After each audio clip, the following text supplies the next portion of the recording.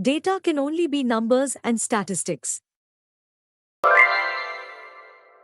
Understanding data includes its collection, analysis, and interpretation. Data is irrelevant to decision-making processes. Only scientists need to understand data.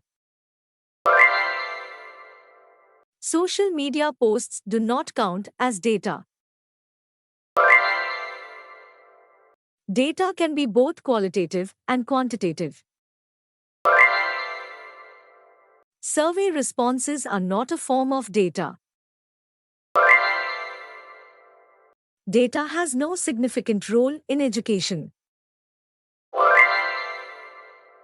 Temperature readings are an example of data that can be used in everyday life. Data must be complex and difficult to understand.